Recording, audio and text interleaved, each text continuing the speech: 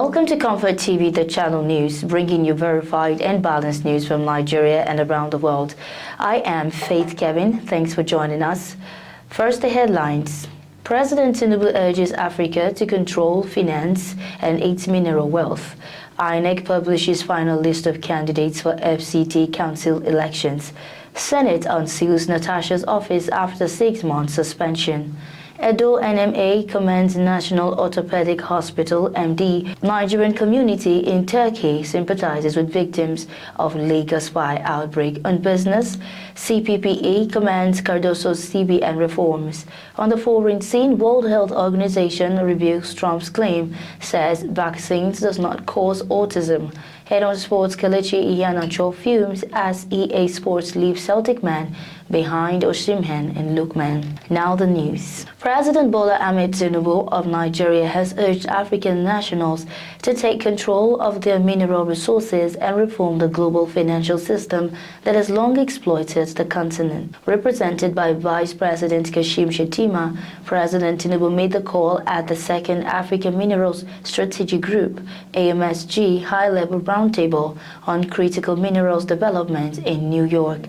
In a statement released Tuesday by Senior Special Assistant to the President on Media and Communications, Stanley Nkwocha, President Tinubu stressed the urgent need for Africa to finance its mineral sectors independently and assert influence over global supply chains. President Tinubu pledged Nigeria's commitment to catalyzing a mineral-led renaissance under the Renewed Hope agenda and called on African leaders to end the ignoble cycle of importing finished goods by accelerating government-led mineral exploration. He urged collective leadership and called on sovereign wealth funds, private partners, and development allies to join Africa in reshaping the continent's mineral economy. Highlighting acts of courage, he noted Zimbabwe's raw lithium ban in 2022, Gabon's decision to end manganese exports by 2029, and Kenya's plan to restrict raw gold exports. Nigeria is first tracking similar reforms as the path to jobs, industrialization, and prosperity. The Independent National Electoral Commission has released the final list of 17 candidates for the 2026 Council elections in Abuja, scheduled for February 12, 2026. The INEC National Commissioner and Chairman of the Information and Voter Education Committee, Sam Olumekun, disclosed this in a statement on Tuesday. He said that the publication followed the conclusion of the statutory period for withdrawal and substitution of candidates as stipulated by law. INEC had on August 18 published the personal particulars of candidates that emerged from primaries conducted by political parties. Mr. Olumekun stated that 17 political parties submitted details of their candidates by the deadline of 6 p.m. on August 11. He added that the comprehensive list of candidates detailing their political parties, age, gender, and academic qualifications had been uploaded to INEC's website and social media platforms for public information and scrutiny. The National Assembly has reopened the office of the senator representing Kogi Central, Natasha Akpoti-Uduaghan, signaling her return to the Red Chamber when plenary resumes on October 7. Her office at the Senate wing was unlocked on Tuesday, September 23, by the Deputy Director of the Sergeant-at-Arms, Alabi Adedeji, after being sealed for 6 months. Witnesses confirmed that security operatives and officials of the Sergeant-at-Arms supervised the unsealing. Akpoti-Uduaghan was suspended on March 6 after the Senate committee accused her of breaching Senate rules during a protest over the reassignment of her seat by Senate President Godswill Akpabio. On September 18, the Nigerian Bar Association (NBA) faulted the Senate's decision to block Akpoti-Uduaghan from resuming after the expiration of her suspension. The NBA president, Afam Osigwe, a senior advocate, stressed that the pending appeal could not prevent her from returning to her seat, adding that denying her entry would deprive her constituents of representation. With Tuesday's unsealing of her office, Akpoti-Uduaghan's return appears more likely when lawmakers reconvene. Her counsel, Michael Jonathan Numa, had earlier threatened contempt proceedings against the clerk of the National Assembly if she was not allowed to resume. The Edo State Chairman of the Nigerian Medical Association (NMA), Dr. Eustace Osegale, has commended the Chief Medical Director of the National Orthopedic Hospital Benin City, Philip Obodaga, for his very outstanding leadership and for the visible improvements in the newly established tertiary health institution. Speaking during a courtesy visit to the CMD as part of preparatory activities to the upcoming Physicians Week and the South-South NMA Games, Dr. Osegale eulogized the pivotal role played by the CMD in the development of the NMA at both the state and national levels and commended the progress witnessed so far in the new hospital. During the visit, the executive committee members were taken on a tour of the hospital where they unanimously expressed their satisfaction with the state-of-the-art facilities and the impressive disposition of the staff on duty. Obodaga, a former chairman of the Nigerian Medical Association NMA Edo State Branch, as well as former chief medical director of the Central Hospital Benin, in his response thanks the NMA delegation for the visit and acknowledged Dr. Osegale's leadership and contributions to the medical community in Edo State since his assumption of office. The meeting highlighted the shared commitment of both the hospital management and the NMA leadership to improving healthcare delivery in Edo State and enhancing service delivery within the South-South geopolitical zone and contiguous states. Oil marketers in Nigeria have rejected billionaire businessman Femi Otedola's call to sell off the investments in the nation's oil sector. The national president of the Petroleum Products Retail Outlets Association of Nigeria, Petrowan, Bidi Gillis Harry, described Otedola's statement as insensitive and not properly thought out. Gillis Harry, while speaking on Tuesday, emphasized that Otedola's advice lacks understanding of the current situation, questioning whether the businessman is suggesting that all investments in the sector should be abandoned. According to the oil marketers, Otedola's thoughts are up for debate, especially considering his experience as a DAPMAN member and his knowledge of the investments made in the sector. Gillis Harry said the billionaire has divested into other areas, but others have not been able to move as fast as he did. He emphasized that with Dangote Refinery now supplying fuel locally, the old business model is crumbling. The president of the Nigerian community in Turkey, Prince Emre Mabo, has expressed sympathy for victims and families affected by the recent fire outbreak at the Mandilas and Afriland buildings in Lagos. He called for urgent support to help the victims rebuild their lives, noting that the incident had taken a heavy toll on lives and livelihoods. Mabo added that such intervention would prevent survivors from falling into poverty or resorting to desperate measures. He also prayed for the repose of the souls of those who lost their lives in the tragedy. Comfort TV, the channel's news, returns shortly with business, foreign, and sports news. Stay tuned.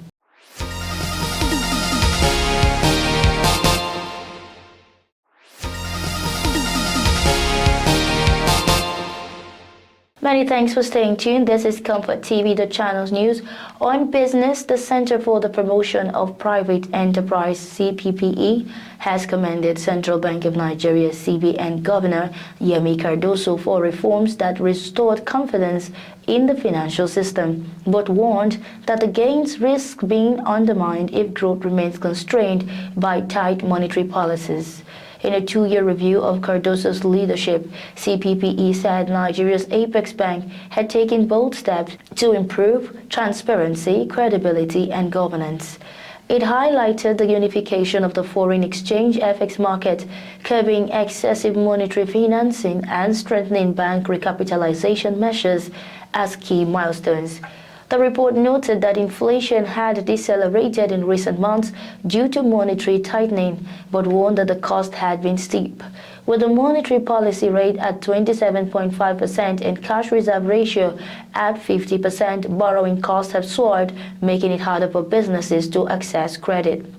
According to CPPE, elevated lending rates have suppressed private sector borrowing, particularly in manufacturing, agriculture, SMEs, real estate, and other sectors.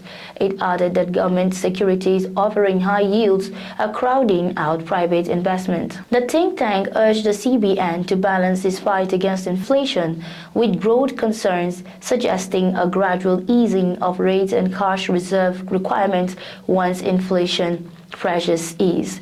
It also called for targeted interventions to close structural financing gaps, including credit guarantee schemes for small businesses and long-term capital for infrastructure and industry. The group also stressed the importance of institutionalizing governance reforms, safeguarding the CBN's autonomy from political interference, and maintaining clear policy communication to build trust among market participants. Mr. Cardoso, a former chairperson of Citibank, took office in September 2023.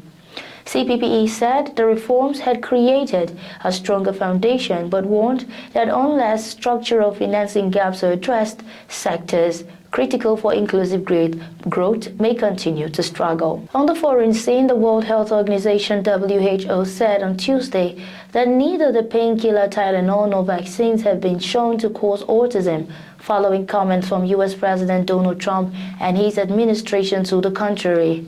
Trump insisted on Monday that pregnant women should tough it out and avoid Tylenol due to an unproven link to autism, and also urged major changes to the standard vaccines administered to babies. Medical groups have long cited acetaminophen or paracetamol, the primary ingredient in Tylenol, as among the safest painkillers to take during pregnancy.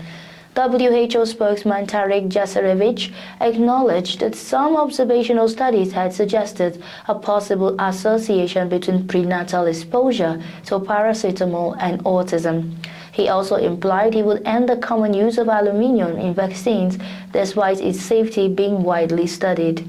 Identifying the causes of autism, a complex condition linked to brain development, with genetics seen as the predominant factor, has been a long-time focus for Trump's health secretary, Robert F. Kennedy Jr. Still on the foreign scene, several unidentified drones shut down airspace over Copenhagen airport on Monday night, prompting concerns that Russia could be behind the flyover above Scandinavia's largest airport.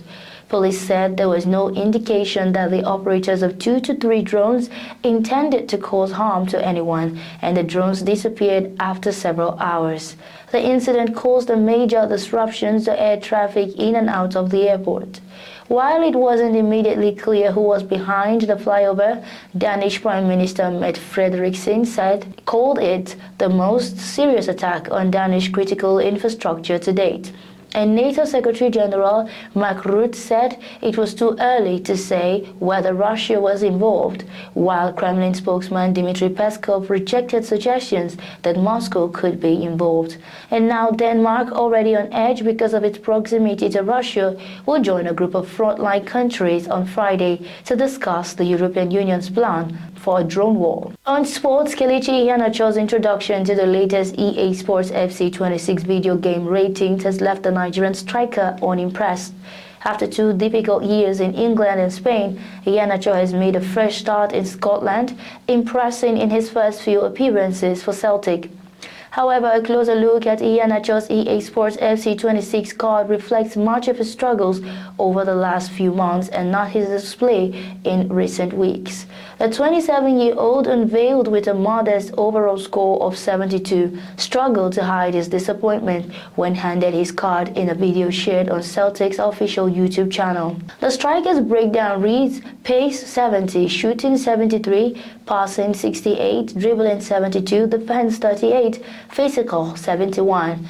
Those numbers place him outside the top 30 Nigerian male footballers in the game, with compatriots Victor Osimhen, Ademola Lookman and Victor Boniface rated far higher. At Celtic, he sits joint 15th, well behind Callum McGregor, Dyson Mida, Kasper Schmeichel, and Cameron Carter-Vickers, all 79. To his credit, Iheanacho started proving that the ratings may undersell him. After joining Celtic on a free transfer after leaving Sevilla, he has quickly forced his way into Brendan Rodgers' plans. He registered an assist during Celtic's 4-0 League Cup quarter-final win at Partick Thistle on Sunday. linking up neatly before being replaced by Dyson Mada on the hour. It followed his penalty on debut against Kilmarnock, giving him 2-goal contribution in as many games. Rogers, who worked with Iheanacho at Leicester, praised his conditioning since arriving in the Glasgow. The former Liverpool manager remains keen to highlight how quickly the striker has regained sharpness after limited football in Spain. With a semi-final clash against Rangers looming in November and Europa League fixtures on the horizon, Iheanacho now has the chance to raise both his numbers on the pitch and perhaps his digital rating next season. Super Eagles and Club Brugge midfielder Rafael Onyedika has been making headlines for his performances in Europe this season. However, he might have made one for a not-so-good reason. The 24-year-old played 81 minutes in Club Brugge's 4-0 win over Monaco in the UEFA Champions League last week. He was withdrawn with 9 minutes left on the clock with 21-year-old midfielder linked order. Onyedika reacted to the substitution badly and was visibly perturbed, refusing to shake hands with his replacement. The Super Eagles midfielder played another 90 minutes in the Club Brugge 2-0 win over St. Truiden last weekend, and the club's head coach Nicky Hyen confirmed the tiny debacle was just in the heat of the moment. Onyedika was linked with a move to Galatasaray and Eintracht Frankfurt. Still, none of these clubs were willing to match Club Brugge's asking price of 25 million euros. Even though the player had already accepted Okenburg's side. English Premier League side West Ham United are looking to revive their interest in the Nigerian midfielder, although it is highly unlikely the player would make the move. And that's our news bulletin for today. But before we go, here is a recap of our top stories. President Tinubu urges Africa to control and finance its mineral wealth. INEC publishes final list of candidates for FCT Council elections. Senate unseals Natasha's office after 6 months suspension. Edo NMA commends National Orthopedic Hospital MD in business. CPPE commends Cardoso's CBN reforms. On the foreign scene, World Health Organization rebukes Trump's claims, says vaccines do not cause autism. And on sports, Kelechi Iheanacho fumes as EA Sports leaves Celtic man behind Osimhen in Lookman. Thanks for watching. For breaking news, exclusive interviews and more, follow us online at ComfortTV.channel on all platforms. Remember to like and share our videos, subscribe to our channel, and click on the notification bell so you don't miss out on any updates. I am Faith Kevin. Until next time, stay informed and stay connected.